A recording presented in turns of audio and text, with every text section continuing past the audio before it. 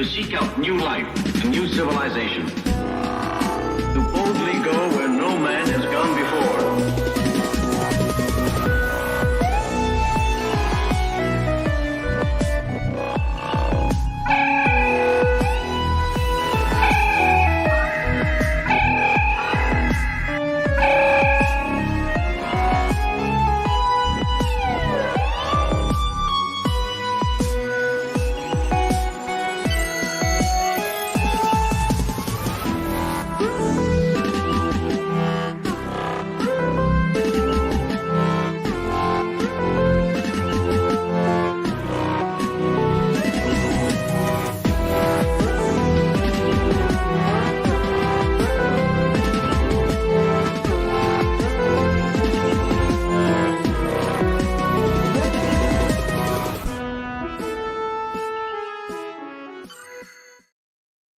Captain, your analysis of the situation was flawless, anticipating that she would deny you admittance. However, the logic by which you arrived at your conclusion escapes me. Mr. Spock, the women on your planet are logical. That's the only planet in this galaxy that can make that claim. Hey everybody, welcome to the landing party. That's one of my favorite pieces of dialogue from all of Star Trek. It cracks me up. Today's stardate is 2506.25. I'm your host, Graham Nolan, and we are on episode 57, Elaan of Troyius, written and directed by John Meredith Lucas, with story elements from Arthur H. Singer and Gene Roddenberry. The third season is off to a very good start. The first two episodes produced Spectre the Gun, which we talked about last week, and Elaan of Troyius. They're excellent. So far, new producer Fred Freiberger is doing a good job with his meager budget. The first season of the series had a budget of $193,500 per episode. By the third season, that budget had dropped to a very low $178,500 per episode. The restraints don't really show in these first two episodes because they were quite creative with what they had to work with. It will become more evident as we dive into later episodes. The story is inspired by Shakespeare's The Taming of the Shrew, with some Journey to Babel thrown in for good measure. Lucas had been Star Trek's producer for the latter half of the second season after Gene L. Coon had left. This is the first and only episode in which the writer is also the director. He had written The Changeling and Patterns of Force and directed The Ultimate Computer. Those are all good episodes, Patterns of Force being a little bit weak, but Ultimate Computer and Changeling are both great. This is also the first time we see a Klingon battle cruiser. The Enterprise incident actually aired before this episode, showing the Klingon ship, but this was the first one filmed. This episode also reunites France Nguyen, her co-star with her co-star William Shatner. The two appeared on Broadway together in The World of Susie Wong. Drama, intrigue, mystery, and humor, as well as excellent performances, elevate this episode to one of the best of the third season. And that, my friends, is your Captain's Log today. Let's bring in the landing party, that Star Trek girl. Hello, Anna. Hello. Why is these things so small? Let's get you back. Let's get us back up here. Here we go. go. Elaan of Troyius, who comes in from. Do your tears melt women's hearts? They do. They do. I cry tears of chocolate. That'll win any woman's heart. And we have Elaan of Troyius. I didn't even look at his name, and then you said it, and I just busted up. Elaan of Troyius. That's a good one. Oh boy, Ron, you're a gift. I gotta tell you, it keeps on giving.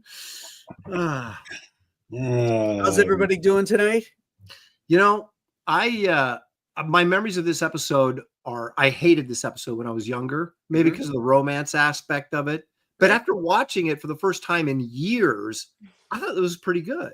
So I just totally flipped on this episode. I couldn't agree more. I mean, it was not one of my favorites as a kid. But watching it today, I was like, damn, this is a good episode. I always love that scene that I showed with Spock and Kirk, where he says, Mr. Spock, on your planet, women have logic. It's the only place in the galaxy that can make that claim. And then he does that little side turn and walks off stage. Yep. Freaking brilliant. Yep. Yeah, there is so much you can unpack with the layers to the,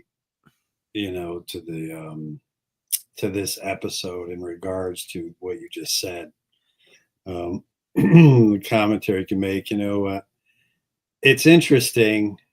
I remember reading something about this a long time. Well, the first thing that strikes me, and I didn't realize this until a long time, many years later, is Elaan of Troyius is Elaan of Troy. Right. Mhm. And how, and how it's supposed to parallel Helen and her supposed to get married to Agamemnon's brother, and then Paris she has an Menelaus. affair with, and then this guy, what's his name? Paris. Yeah, no, I know Paris, but in this, the guy who plays Paris would be the guy who kills himself, who was betraying sending the signal to the Klingons. Oh, Creighton. Creighton, that's it. Yeah. He would, because wasn't he in love with her? Yeah, he was in love with. Yes.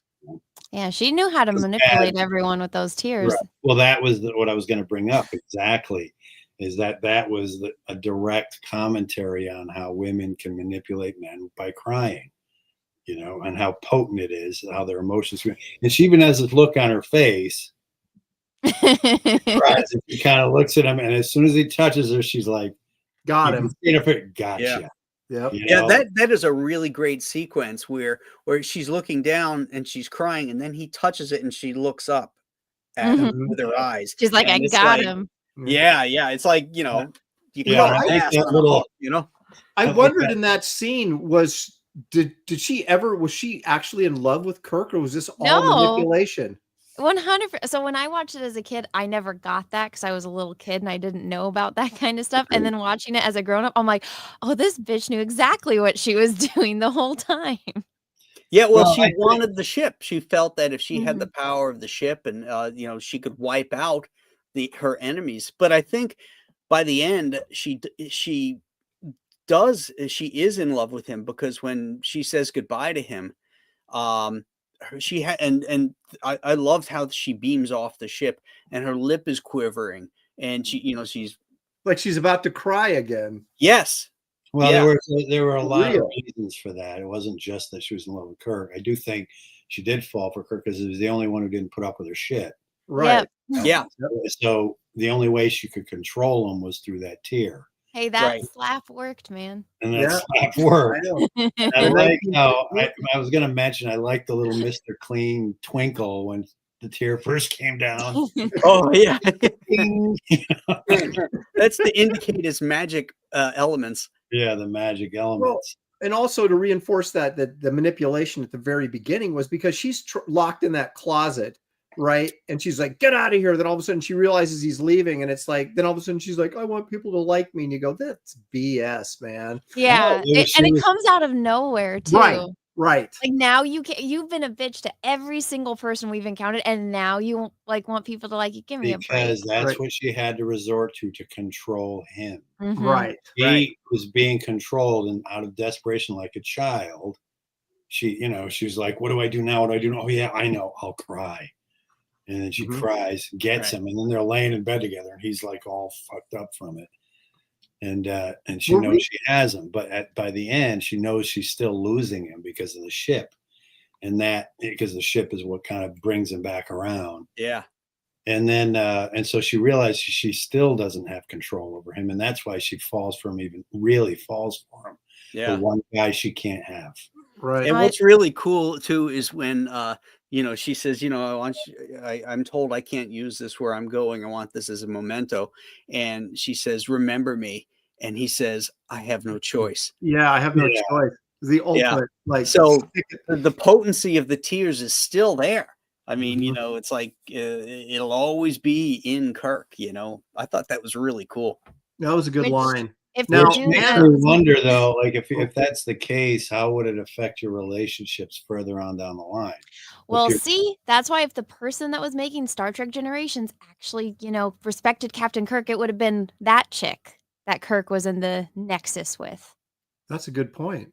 Yeah, look at that. Oh, Yeah, Right. yeah, that is a good point. That would have been interesting. I just don't Mhm. think they don't think Ruth, deeply as we how do. can you be here? They don't. Ruth, where's Ruth at? Yeah. Ruth, they're going to possibly be you. Now, Now, by that point, they look the same age.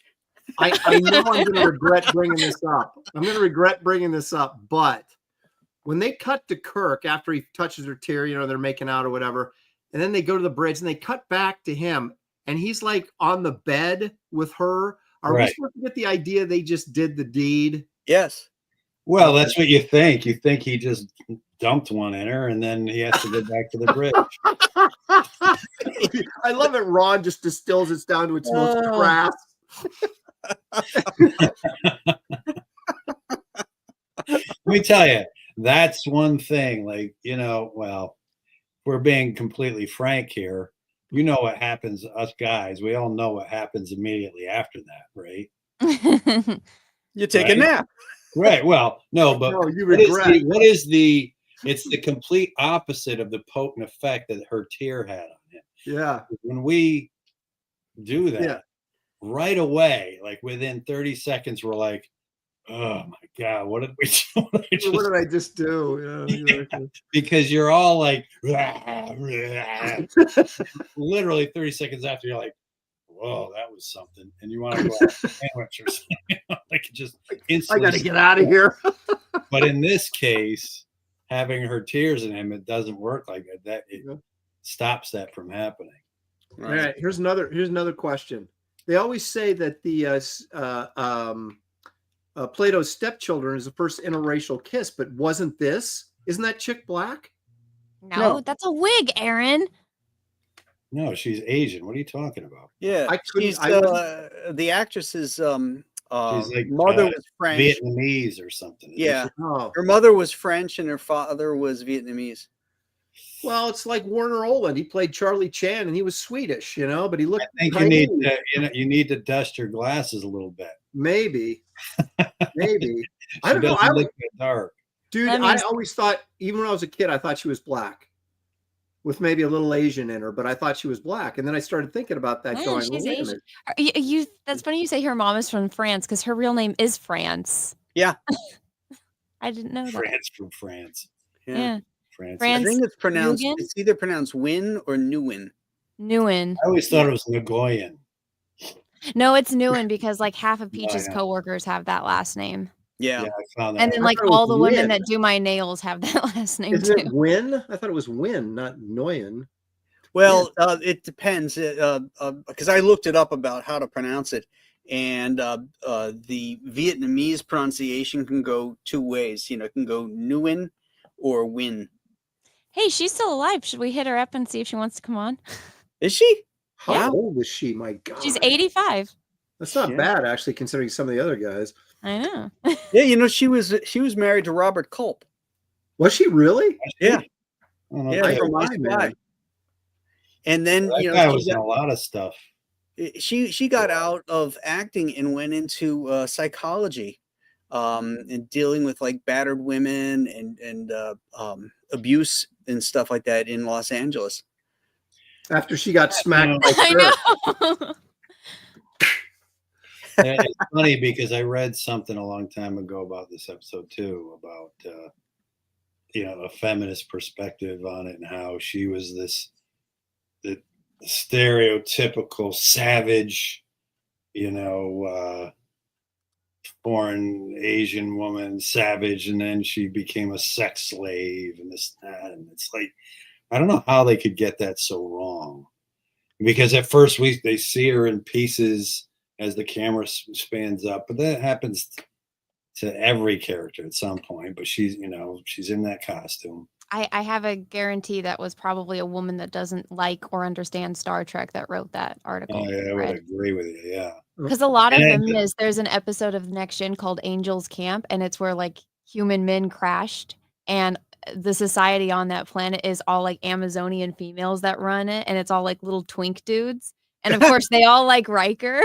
And then some of the women are married to the guys and like, oh, it's causing a disturbance. And all these feminists write about how that's the best episode. I'm like, you don't understand, because all of those women fell for the like total alpha masculine men. None of them wanted the little And the twins. same thing in this one. And the thing that was killing me is they're saying, oh, she's a slave, blah, blah, blah, because she's got to get married for duty and responsibility. Well, welcome to the world. I mean, I'm not saying you shouldn't be able to make a choice who you marry, but duty and responsibility is part of being a grown up and whatever. Yep. But the point is she wasn't some sort of subordinate to anything. She was a queen who had people bowing to her, kneeling in front of her. Yeah. Right. What is it? How come it's never enough? It's never enough. Well, guess what? You want your ass kissed, you're a queen, blah, blah, blah. That comes with responsibilities, just like queens throughout time in this world. From Sure. Cleopatra. You know why it doesn't make any sense? It's because that clip that Graham played in the beginning. Oh yeah, that's right. The only planet that can make that claim. Well, it's funny because all the women that complain about stuff like this, it's like, then why do you always go after men that, you know, make a lot of money and have a high status, you know? Right. Just like you and Peaches. It's Oh my because God. they have a massive inferiority. And they project it onto everyone else. But anyway. Yeah.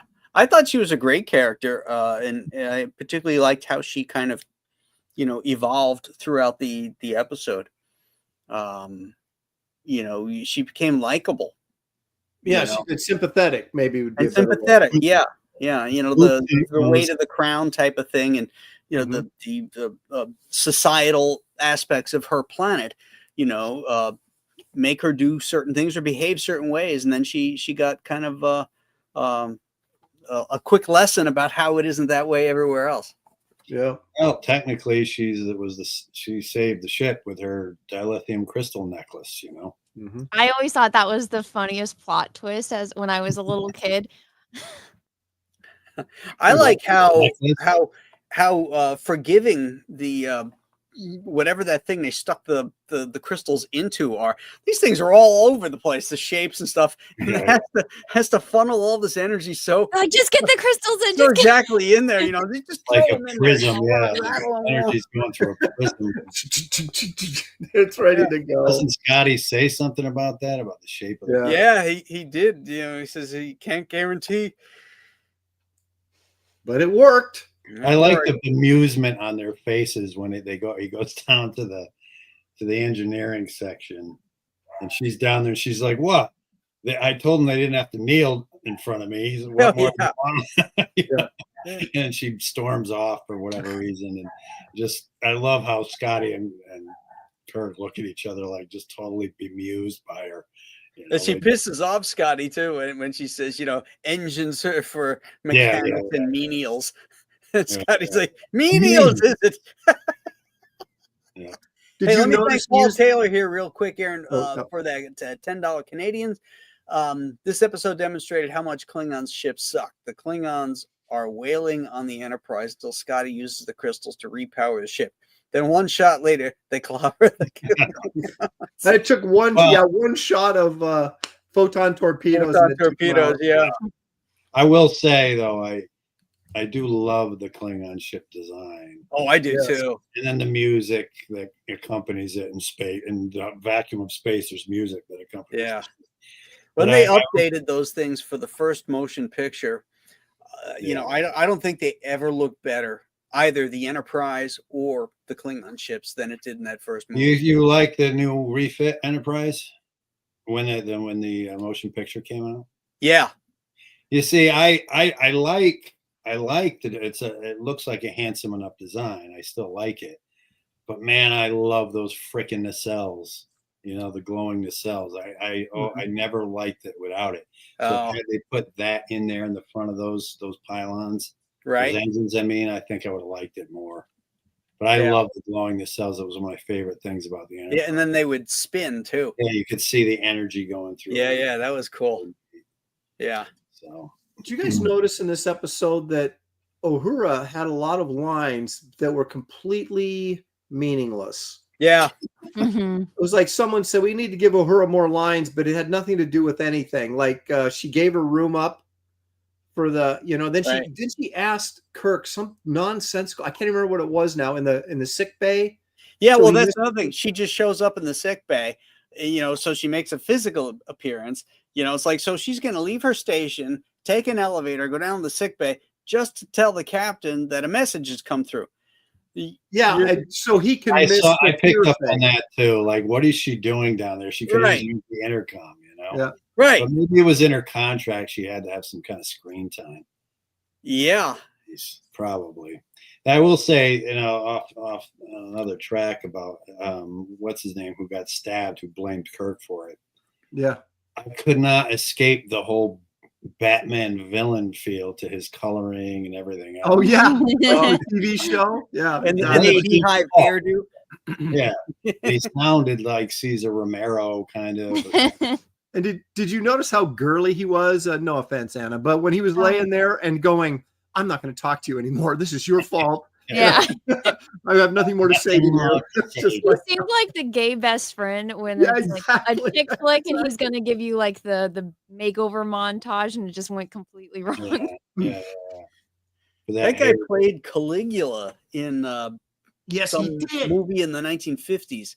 That's right. With was that The Robe or no? It was the one with wasn't that the Burton and Gene Simmons one? Gene Sim. Oh, the old Gene. Yeah, they were not Jean. were they're both. It was either that one or it was the one with The Robe, but I can't remember with what's that guy that not the guy Tyrone Power, been out of work. He'd been in prison for 2 years. oh really? Yeah, for drug use or drug sales or something like that. And he was just getting his acting career back when he did the Star Trek episode. I actually liked his character until that part where he was in sick bay and acted like a little girl. Yeah, he was very ungrateful to Kirk. I mean, Yeah. I blame you. Yeah, he was very, Well, he was very all the cordial. people from those two planets were just, obnoxious asses.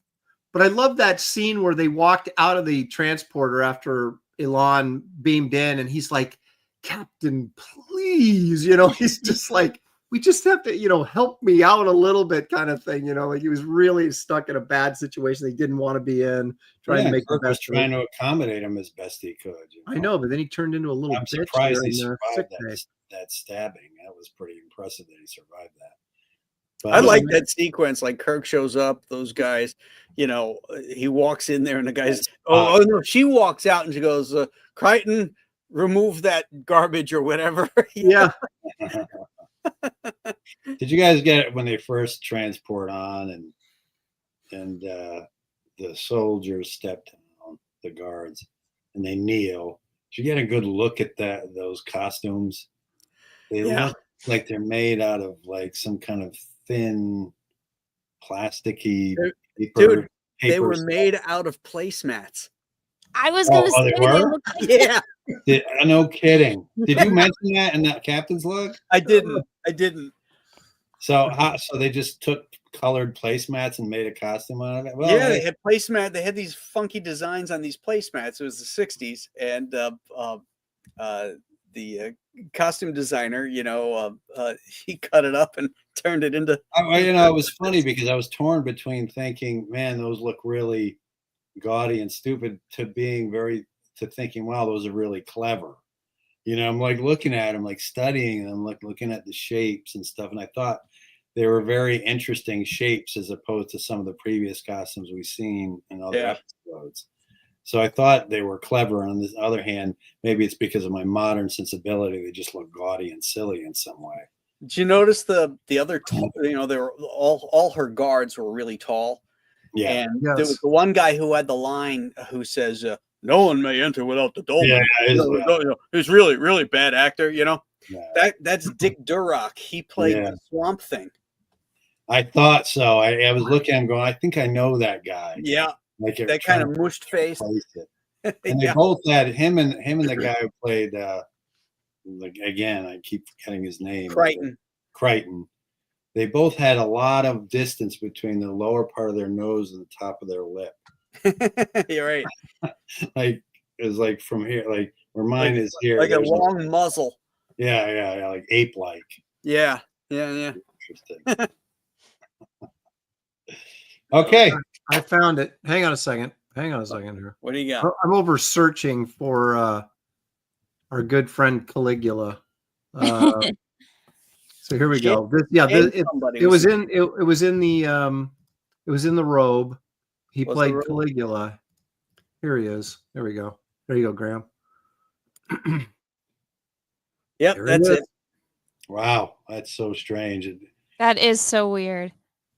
What's his name? Jay somebody. You know right? what? Come to think of it, he was also in not just that, but Jay Robinson. Doesn't he kind of look like a vampire? But I think he was also in Cleopatra or something too. Or was he?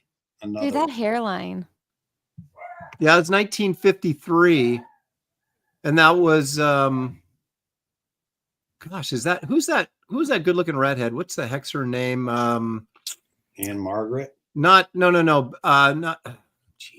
too early for her. Not Rita Hayworth, but Susan Hayward. Oh, okay. She was in this along with Gene Simmons and Richard Burton. So yeah, Rita Hayward was, or no, Susan Hayward. Yeah. Yeah, Susan Hayward. Yeah, she was also in that John Wayne one, where he plays when the Irishman one? No, where he plays the Mongol king. What's his name? Oh, Genghis Khan. Genghis Khan. Yeah, she was in that. Yeah, that's right. Filmed in New Mexico, right near the test site of the nukes. Yeah. Now they say, like 70% of that cast, cinematographers and all this stuff, all died of lung cancer. Yeah. But they all smoked like chimneys too. Yeah. It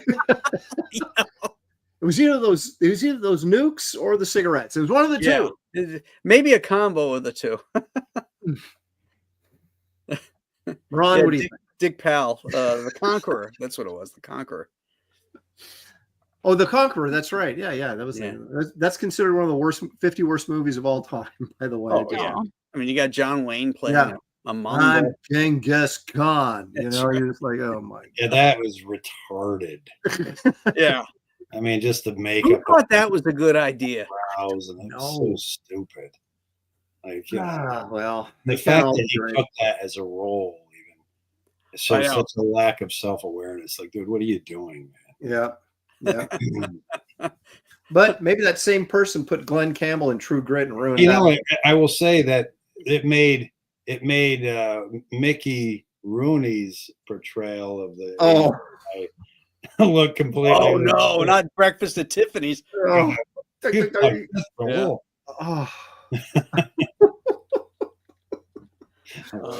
Oh man. How about in what's the actor who played in The Godfather, Sonny? Who was Sonny? James Caan. James Caan in Rio, not Rio Bravo, Rio El Dorado. He goes in and he's gonna sneak up on these guys. So he's gonna pretend he's a Chinese guy. So he takes a bowl and he puts it on his head, and then he takes like a blanket, puts it over him. Then he stoops over, he squints his eyes up like this and goes, and he starts talking to these cowboys, knuckleheads, and then he gets up close to him and whacks him, knocks him out or something like that. It's so cringy. Oh my gosh, it's so cringe. Yeah, there was a lot of that back then. I mean, even having Edward G. Robinson in the Ten Commandments. Yeah, where's your Lord and Savior now? Where's your God now, Moses? What are you doing, man? But you couldn't deliver that line any better than that. Yeah, I know. As a 40s gangster. I just saw this horrible film called The Face of Fu Manchu from 1965. That Christopher Lee was Fu Manchu. Oh yeah. But it's atrocious. But they had like all the women in the cast that were supposed to be Asian were Asian.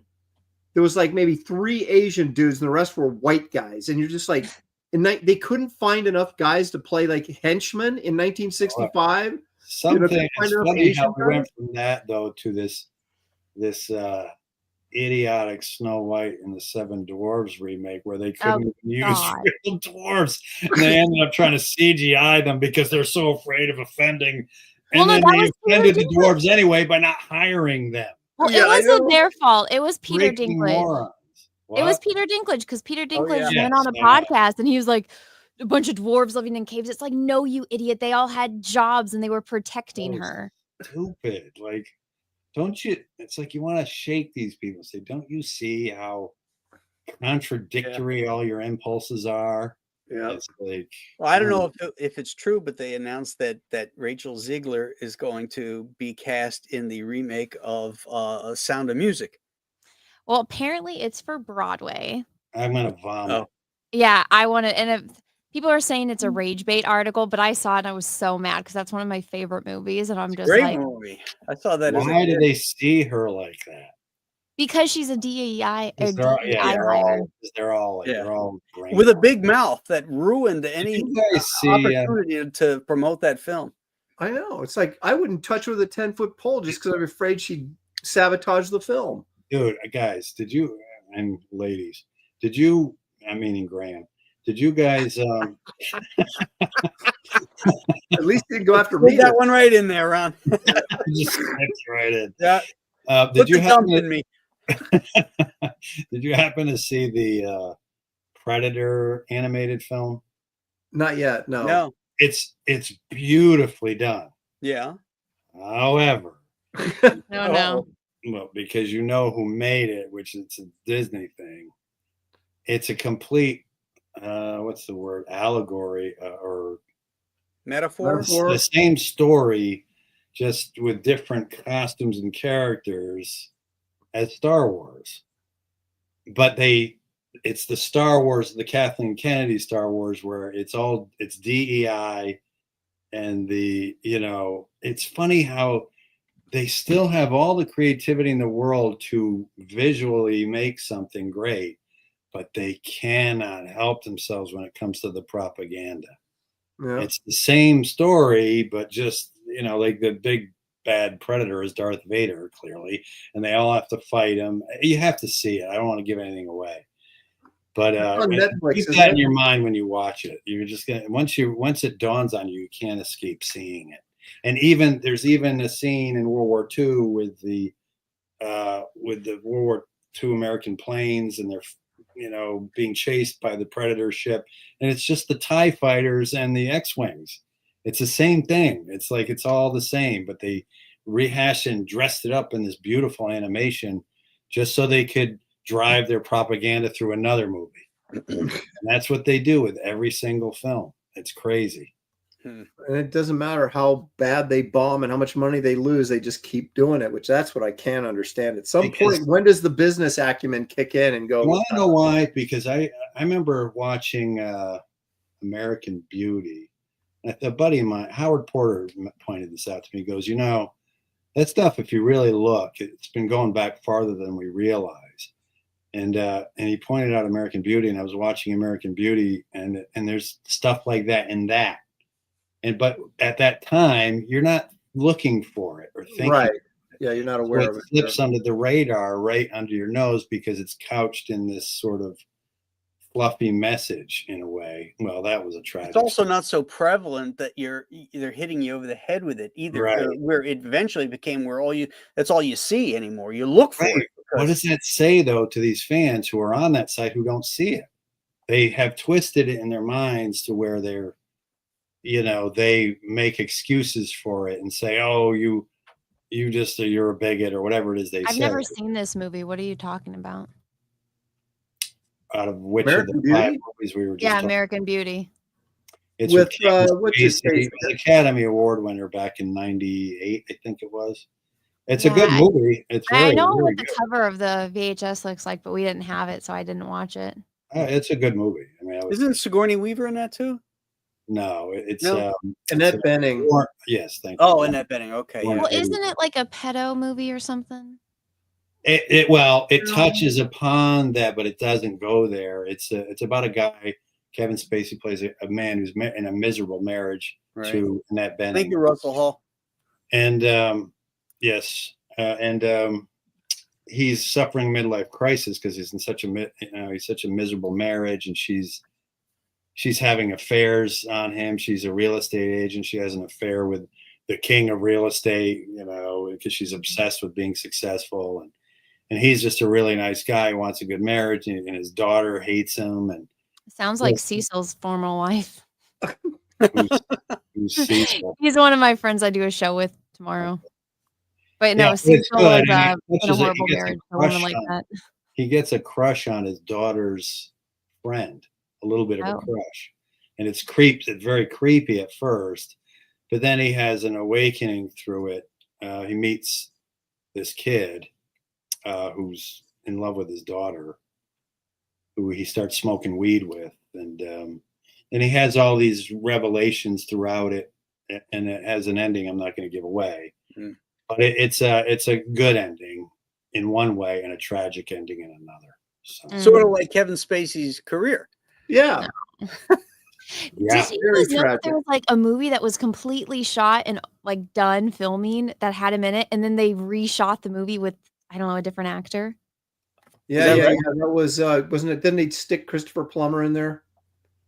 Was it reshoot it with Christopher Plummer? Back to the Future was done with Eric Stoltz at first, and they had to reshoot the whole movie. Well, yeah. I remember because it was revealed in like the Johnny Depp trial that the lawyer was explaining that and like the consequences of like an actor falling out of favor and then having to redo a movie because he was like a Hollywood lawyer. Oh, it was Chris Plummer. Okay. What movie was it? I don't remember the movie there. I remember Christopher Plummer being stuck in a movie that someone got vacated from, and I figured that must. Which movie? What, you don't remember which movie? No, I'm going to see if the chat. I recall that too. I remember hearing about him too. But yeah, the biggest one I know was the Eric Stoltz thing for Back to the Future, and you can find clips of him, with Michael J. Fox adjacent to each other, and you can see why they replaced. Oh, yeah, his performance was so much more intense. Well, it was serious. He took it as a serious performance, and they wanted it to be a little more lighthearted, right? Which Michael J. Fox was brilliant at. Yeah, he made that movie. Absolutely. That poor kid. Jesus. Yeah, to be struck down with that, man. Well, he's not a kid anymore. He's probably older than we are. There was some irony in it with Muhammad Ali because he had the biggest mouth for a long time. In a good way. I mean, I never found him obnoxious. I found him a fascinating character of history in a way, American history. Mm-hmm.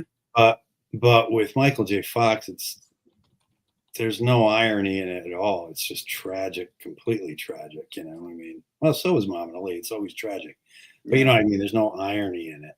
Well, I mean, Muhammad Ali, they think most of his was due to headshots and damage to his brain, that caused the Parkinson's, whereas Michael J. Fox obviously did not have that, so. And with the way things, we're really getting off here, but the Muhammad Ali, what he went through, why he let his daughter box I couldn't believe it. I would not have let, from what he was suffering from because of boxing. He had to promise not to fight Joe Frazier. because he never had a son. That's why he let her. Yeah, I know, but isn't it funny? Like macho guys like that only have girls. Like they're always just girl dads. That's me. Well, look at Sylvester Stallone. He's got like 5 daughters, and then he had 2 sons, or he had a son that died. Oh, I didn't know that. And then Bruce Willis has 6 daughters. It's like girl dad to the max. This means they were fucking they were having relations in a certain position. That isn't there something where you. Oh my gosh. Never swimmer is the fastest. Yeah. You get a 50-50 shot. Fiction Method says the movie is All the Money in the World, where Christopher Plummer was subbed in for Arnold's I put that in the chat. Oh, is that you? Arnold's got 3 sons, actually. I don't remember that movie. What movie? Either. All the All money the in money the world. That's the one with Plummer. That they took Spacey out of. Yeah, I Yeah, that Googled was it. a more recent movie. That was only like 15 years ago or something. Well, that's when it all came out. Oh, you know? that's recent. No, but it's still a more recent movie because I saw that movie. 15 years is more than half my life. Yeah, I saw that movie. And it Yeah, wasn't that come on, long. Elaan of Troyius. Jeez, man, do Come some on, Aaron. math. Come on, Ron. Trust me, Anna. Someday 15 years won't seem like that long. Aw. I got shirts that I see in pictures from 15 years ago, and I wore them yesterday. I know. Oh, dude, I have a buddy. His name is Drew. And it's funny because he still wears shirts from the 80s sometimes. Oh my And gosh. I'm always like, what are you still doing with that shirt? You mean authentic 80s shirts, like he Yeah. owned them in the No, it 80s. was always like the sleeves are down here. The shoulders always made you look like you had kind of big shoulders. They were Yeah. like checkered and they kind of came down low on the chest. Yep. And the club shirts. Hilarious. That's I funny. remember wearing when I was in grade school, wearing those Tom Jones bell sleeve silk shirts. Oh, geez. Oh, yeah. Early 70s. Yeah. I thought it looked Yeah. so cool when I had it on. I was like, I had an outfit made out of placemats. Which your underwear is made out of placement. They were a little too revealing when you need Little doilies. them. Russell Hall again there. Yeah, Russell Hall, thank you. Getting hit in the face by 230-pound boxers hundreds of times over a course of years is different than two 120-pound chicks slap fighting for 12 You rounds. see, now I thought it said 2,120 pounds chicks. What's that rapper's name? Yeah, right. WAP or whatever she's saying. No, she's skinny, isn't she? The one who sang that song? Well, I think she's still got a big old. Oh, booty. yeah, she's got the booty, but there's What, the one name. yeah, what's her name? Big old fat one. Yeah. Lymph node? No, what was her name? Oh, yeah. Oh, It was something with an L, wasn't it? Adipose? yeah, right. Anna, you got to know who that is. Who's that? Lipidness.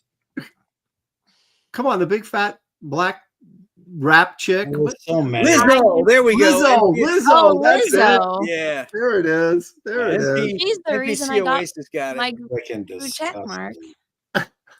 So What, Lizzo's the reason you got your blue check mark? Mm-hmm. Yeah, before you could buy them, she and I were in a war, and I was on Instagram news, British news. My account was getting hit so many times that Twitter made me verify that I was a real person. I got my check mark on Star Wars Day, and she, with her 5+ million followers, could not ratio me. I won. So, haha. wait a Wow, minute. you got into Lizzo. Why did you get it? What was the dispute? Because I said her having her ass out in public was inappropriate. So what does that have to do with you getting a blue check mark? Because she was retweeting that and then retweeting people that were, basically calling me every slur under the moon. And, my account was getting hit. So Twitter wanted to make sure I was a real person. So they made me verify. And once you get verified, you get the check mark. Ah, okay. I still, well, okay, Ron is I mean, confused. Look at him. He's confused. Ron, you don't have a check mark, do you? on He's what? like, he doesn't even know what Twitter is. I have a check mark on Twitter. I have a check mark on Instagram. You do? You What are got a you trying blue to check say, mark? Graham? You have one on your head. What they're saying is that she got one before you could get them by paying for it. Yeah. I Right. don't pay for mine. How, you Somebody's had to, paying for it. you had to pay like $7 or something to get your check mark on Yeah. I had Twitter. my check mark for, I don't know. Yeah, but once Excuse me. once Okay? Elon Musk bought it, then all the check marks had to be purchased. I had I'm to gonna pay get for rid of it mine. on purpose now just because people think I'm paying for it. Oh, wow. Wow. I had to pay for We, mine. we right? just outed you. Of course, I'm no Ron Garney, so I had to pay for mine. Come on, Aaron. Come on, Ron. Come on, Ron. Hey, so did you guys? I was Let's in slow Washington. that down. Hey, Come on, Ron. Check mark. So I was at Washington State SummerCon this weekend. And did you guys see that the guy who plays Kreese on Oh yeah, you see, that happened at the show? No, I didn't hear anything about it. Whoa, back up. I don't know what you're talking about. Okay, the guy who plays Kreese in Cobra Kai, right? About biting the girl. Yeah, he bit his He's like yelling at him in the parking lot and stuff. And he's like, God, I'm sorry. I apologize. Yeah, I was just playing. I didn't mean to bite you that hard. You're just like, what? Do you think she was playing it up a little bit, like in front of the camera? He got removed from the show. So. Oh, he did? Yes. So she was serious. What? Well, isn't the show over? I stopped watching seasons ago. No, there was supposed to be one more season, I think, right? Yeah, no, the show's over. No, it ended this season. I think there's. Oh, it did. Now that was you were at that convention, Aaron? Wait, but how did he get removed? Because he was in it the whole season. Yeah, no, they're done. Cobra Kai's done.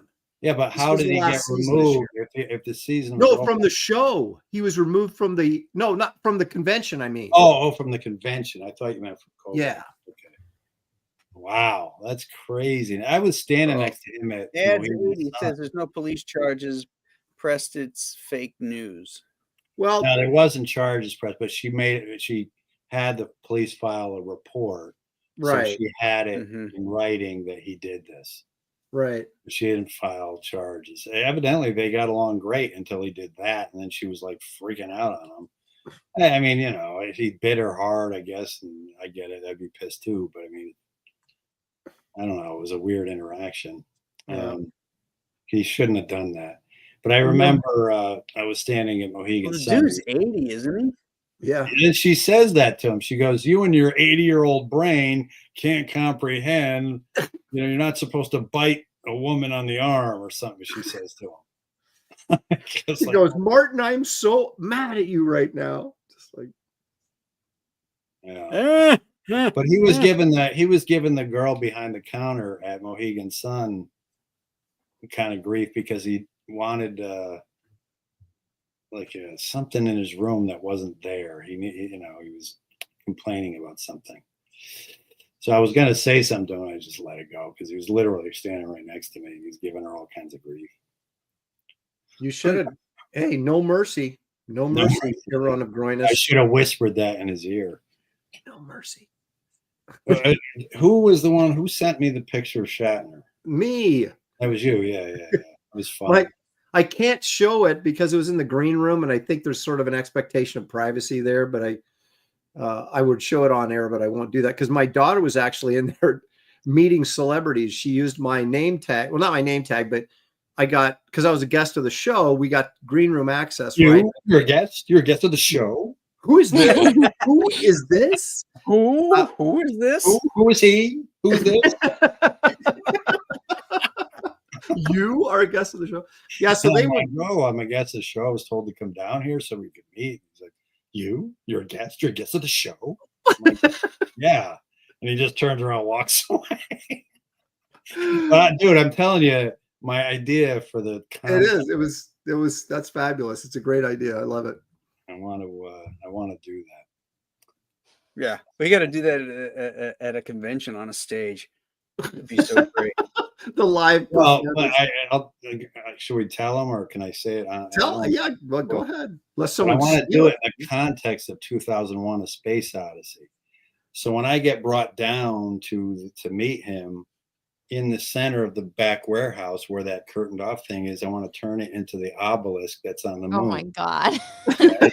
And then when I go in there, he's like David Bowman. He's old and he's like, and he's sitting on his cell phone.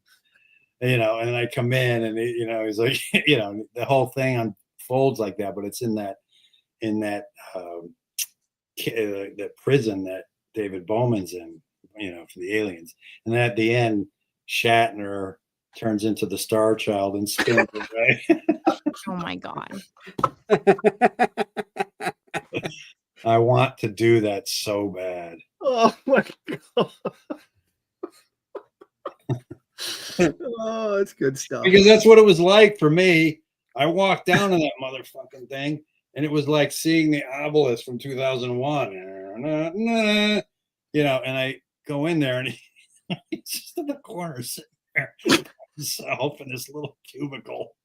And then the freaking event guy just hauls ass out of there when he realizes Shatner's giving him grief. It's so funny. Well, he didn't have there was no like special room. There was a big green room for all the celebrities, and there was a green room for the artists because we were in a different building. But my daughter and her friend just hung out in the celebrity green room and just met all these people. But I always said, don't talk to Shatner, you'll regret it. And I got to find out where he's doing another show, and I'm going to deliberately go to that show and make sure I'm in the green room again. Same time he is, and I'm going to walk up to him and do the same thing all over again. I'm going to kneel right in front of him. Did you put that picture in our green room, Aaron? Did you put that in our green room? No, I texted it to him, so I thought you'd get a kick out of it. But I'll stick it in our green room. Just don't share it on air. That'd be fun. I'd like to see what it is. Because my daughter was like acting like she was like texting on her phone. She's like snapping a photo of him because he was sitting over in the corner by himself. Oh, that's funny. She should have gone up to him and be like, "Were you in Miss Congeniality?" Oh yeah. Gosh, see his reaction to that. Yeah, my daughter's a cute 23-year-old, so I'm sure he'd have been more than happy to talk to her, unlike Ron. Hey, Anna, do you know Nerdrotic? Yeah. Well. Pretty well. Pretty well. Well, Yeah. tell him come on. He just followed me, and I followed him because I reached out to him. I said, "Hey, man, big fan," because I saw one of his episodes, and I was telling him about because he had talked about Daredevil at one point. I told him I was the creator of Muse and blah blah blah blah. He's like, "Oh my God, I'm a huge Captain America fan. I don't want to gush over you," kind of thing. I'm like, "Oh man, dude, gush away. I love it." And I said, so I said, but I said, asked him if he read Berserk, but I haven't heard back from him. But I wrote to him yesterday, I think. Oh, Gary is like notorious for being terrible at DMs. Yeah. Well, he told me to reach out anytime, so I did, and he's not getting back. So. Yeah. Ron, you're sending those to me. I kept. Didn't you read it? I said, "I'm not Gary. Quit sending me this crap." Yeah. Prove it. Anna's right. Gary does take a long time to respond to stuff. You know him? Yeah, I know him. You're a liar, Graham. No, You only listen to Anna. I got the DMs. I've been on a show. I've been on the FNT. Oh, have you? Yeah. Oh, cool, man. Yeah. Awesome. I'll be completely And you honest. haven't. I don't know him. No, I haven't. I've never met him. But I asked him if he would come on here, so I'm waiting to hear back. If you come on this show? Yeah. Oh, well, Gary, I'll reach Because I out told to him Mark Millar was on, Millar Yeah. was on last week, and he was on the Critical Drinker After Hours thing. Mark was with all of them. So Cool. I'll reach Speaking out of that, I Yeah. need to give my grade for last week's episode. yeah, we got to get to grade. It's already 5. Yeah. now. Well, just let me quickly, Ron, if you don't mind. Just No. get a word in edgewise here. So I, much like this week's episode, I used to think the Spectre of the Gun was silly, but the more Graham defended it, I kept thinking maybe I should revisit this, and so I'm going to end up giving it. I would have given it a 7. I actually kind of enjoy that thing. Although I have to ask this question. You guys maybe addressed this last week, but if the bullets weren't real and Kirk believed that the bullets weren't real, why was he beating the crap out of Wyatt Earp? Because he certainly then would have had to believe that Wyatt Earp was not real either. For funsies. Okay, just for fun. Aaron, That's we gave exactly- the same grade. That's exactly how Spock put it to McCoy when he asked him that very question. He said, "Doctor, he's doing it for funsies." So They cut that out though, didn't they? what number did you give it, Aaron? I give it a 7. Same as Okay. me. I gave it a 9. I think Ron gave it a 9.5. He gave it an 8.5. Oh, 8.5. Really? You Yeah, guys are really on board with I that. gave it a 9. I think, Graham, I think you're like. I thought you gave it a 9.5, and I gave it a 9. Maybe that was it. Yeah, that was it. I We think can your check love of westerns. the log. Yeah. I think your love of westerns, Graham, may have jaded your opinion. Oh, just you don't think? Certainly. I said about myself, I love westerns. That's why I gave it a high grade. Mm. And I made. well, here's our statistician. The fiction method says Ron went to 9. So then I must have been 9. I must have been 9.5. Yeah, you were 9.5, pretty sure. Well, I'm starting to now 2 weeks in a row. I'm starting to rethink my whole feelings about the third season You being think a your bunch of life? crappy episodes? Because that's two in a No, row. They're actually pretty don't get too far ahead of yourself here, Aaron. good. As I mentioned, the first 2 out of the gate are really good for any season. Mm. And then we got next week, What's next week? the Paradise Syndrome. Oh my god. Okay. Okay. Money! Money. I am Kirk. Yeah. Well, Okay, Anna, so what do you gonna go first tonight? What do Oh. you give this one? Uh, If we go clockwise here. I'd say this one's an 8.5. I like this one a lot. Solid. Yeah, well, we get 3 different alien species. We have the whole chick trying to get power. We got Kirk slapping her, and I like the fact that, she basically treated men as just like objects to use, which I think is pretty funny. But she loved Kirk because she actually respected him out of all the men. And even after he gets infected with the tears and Spock and McCoy like confront him about it, like, did you touch her tears? And he's like, yeah.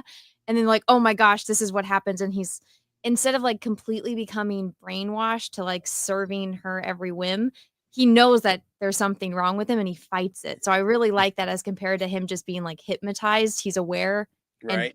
but he still has that infection, but he's aware and he's trying to fight it. So I really like that they went that direction versus just having him be her tool. It's a And lesson then that a lot of young men can learn to this day. I liked when Bones said, did you touch her tears? And Kirk said, yeah, I touched her tears. I touched her butt. I touched her boobs. They're everywhere. Ass, I touched her boobs. I touched her. Yeah. I eventually got to the tears. Right. No, he goes, did you touch her tears? He goes, before or after her tits? Yeah. Wait, Bones, is tears a metaphor to for be something? fair, there wasn't that much there of that to touch, so he made his Yeah, way to the tears pretty quickly. But I really like this episode. I think it's charming, I even can though see she's why you would, of all people, would like it too. well, everybody gets a Romance. part to play. Well, No, the no, I romance mean, I don't this really is care the about. female-centric nature of it. No, I like it because it shows how strong of a character Kirk is. Mhm. And I I agree, think that yeah. comes into play with, Yeah, everything else he's that happens very with him. masculine in it. Like when you sent me the Sean Connery clip, it's true. It's like, of him Yeah. talking to Barbara Walters about smacking his wife around. Sometimes a woman needs a good smack.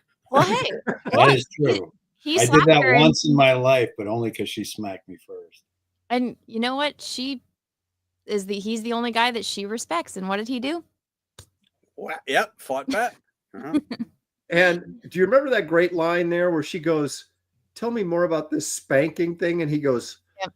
Later or something. Next Oh, yeah, time. that's right. I I was forgot like, about where is that. this going? Yeah, that was such an overtly Oh, we sexual all story. know what's happening. Well, even he says later, he's just like, it was a mistake what we did. Yeah. Yeah, Because exactly. that whole spanking thing was a mistake. Yeah. See, they needed to have a follow-up, and she gets pregnant with Kirk's child. Oh, Hey, out yeah. of all of the chicks that he bangs, he probably has a ton of kids out there. Like the one chick where they move really quickly, how they bang just so she can get pregnant. Oh, I yeah. guarantee. What? But and then as a kid, I love the twist with the dilithium crystals. I always have thought that that's absolutely hilarious. Yeah. What's this about a girl who moves so quick so she can get Yeah, pregnant? like Yeah, a wink of an eye. The episode is twink like a of wink, an eye, or Yeah. wink of an eye, Oh, wink wink of an eye. wink of an blink of an eye. Or That little Freudian slip there for him. Wink of an eye. Thank you, Russell Hall, for $2. They all love a good spanking. Good old Russell. Yeah. Yeah. All right, Aaron, Ron, you're up. Ron. Elaan of Troyius. Elaan of You're on of Groinus. I like that name. Yeah, I'm with Anna on this one. What did you give it, Anna? 8.5? Yeah, I'd probably give it that. I will say one of the reasons sometimes the little technical things annoy the crap out of me. And what annoyed me was when again, the guy's name, Graham Crichton. Crichton. I don't know why I keep forgetting that. Way he snaps the guard's neck but it's the way it's acted out is so preposterous. Like he just how the camera is like moving. yeah, and well, he you just see him touches his grabs neck his for a face, second, and the guy just goes yeah. and he falls. I was like, oh God, man, why do they have to act so bad in that? So that one jumped out at me. But overall, it's funny how the show has a tendency to always, which I like in a way. It's a sort of Twilight Zone-y, how it harkens to, world literature or history, like the Homer's Odyssey, the Elaine of Troyius, Helen of Troy, how it's an allegory for all that, and and it's a fun play on that. So I really love that because I'm a huge Greek mythology nut. I love that stuff. So again, in the same way I love Westerns, I love this for that reason. So it's one of the reasons I love the show so much. So that, and then the whole chemistry between Shatner and her, there was a real chemistry there, for real. It wasn't like forced like it is with some of the other women on the show. Yeah. Well, that's because she's actually attractive. Well, there's been other attractive females, but yeah, I almost got the compared sense to Ruth. Ruth. Yeah, well, Ruth, how can it possibly be you? I almost got the sense that because he was familiar, he had acted with her on The World of Susie Wong, that there was more chemistry there for that reason. I think so. Yeah, and they were very comfortable with each other. Yeah. So I liked it. I liked the whole thing, and I liked the way she evolved from manipulation to actually really understanding what love really means, and sacrifice and duty and responsibility, because that's what duty and responsibility is. It comes with sacrifice. So I think that's a good message at the end of it. As tragic and sad as that is, it's a reality in our world that's the cost. There's always a trade-off. And I think that it illustrates it beautifully at the end. Yeah. So 8585. Aaron. I thought this episode turned out, as Ron just pointed out, to be much more layered than I ever suspected when in my youth when I watched this and hated it. But one of the issues I had with this was it had such Journey to Babel vibes to it throughout the whole thing. It felt like it was almost like a remake of that same episode with obviously, the romance replacing Spock's dad and stuff. And so that knocks it down a little bit for me, but I did like the slap. I liked the, her eating a green chicken leg. I was into that. And Kirk trying to teach her manners, and the slap, that was all really good. I go that 7. was a good scene where she's like very dismissive of him, and you're going to teach me, and I like that a lot. 100%. It's such a great encapsulated scene because they're in their own world in Uhura's thing there, or room, and it's this whole dichotomy between men and women playing out in this little play inside that room. Really was well done. I agree with you 100%, Aaron. So I'm going to go 7.5 on this one. But that's that's a little low, don't you think? Yeah, that's a little low. I don't. The Journey to Babel stuff. I was watching it, going, "Oh my gosh, this is Journey to Babel with a few twists." That's my favorite. It definitely has. Great. I love Journey to Babel. One of my favorite episodes, but we've already seen it. So, it has a how many times did they do Moby Dick, Aaron?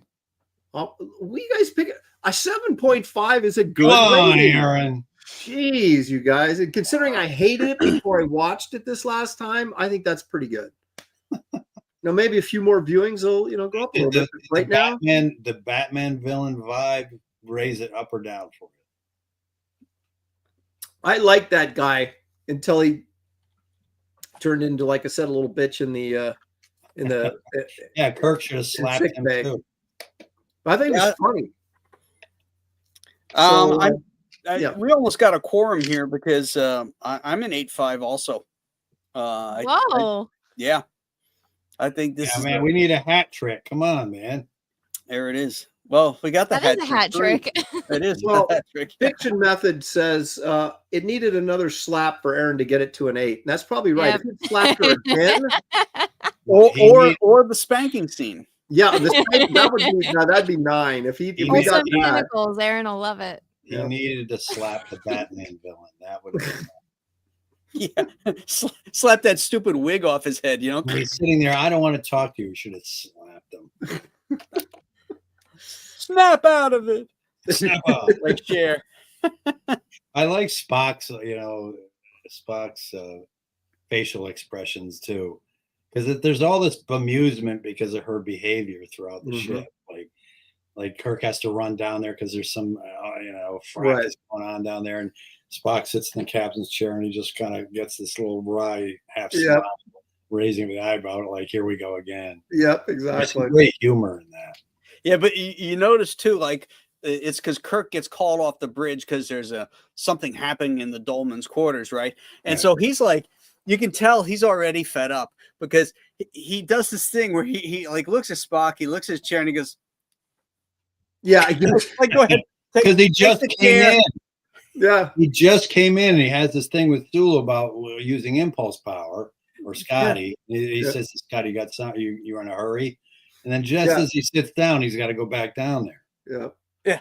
Can you But imagine the way he invites Spock into the captain's chair is kind of like, hey, it's yours again. That's great. So what if Khan hooked up with Elaan? Now that's an episode right there. Yeah, she would. I wonder if the seduction here on Khan. Yeah, see, that's what you got to do. Is you got to think of all these different characters those tears would have worked on. Like she should have dripped her tears over the Triskelion brains. Then they couldn't do anything except pulsate. That's the beauty of it. They'd be so sexually frustrated for eternity. We can't touch. No quatlos. No. Oh, Lord. Oh, man. Thank you, Russell Hall, for another $2. They all love the tentacles, he says. That's Aaron. Anna, I'm going to. He's going to You slap drew her. it, not me, right? Say it, Aaron. Say it. Your mother. Say it, Aaron. Say you're going to slap her. No, I'm going to talk to her mother. Oh, come on. She wants you to say it. I'm not going to say it. Somebody will clip that and then I'll be all over, the internet. And then you'll have women sending you their underwear. Well, yeah, I'll be like Tom Jones. Exactly, like me with my freaking belt shirt. Well, guys, I hope you like TPs and Firewater because next week we're going to be TPs and Firewater. Yeah. This is where we go off the cliff. Should we all dress up like Indians next week? They do some cultural appropriation. I think we should. When you do homework and you're watching the episode, notice the elastic bands that are holding.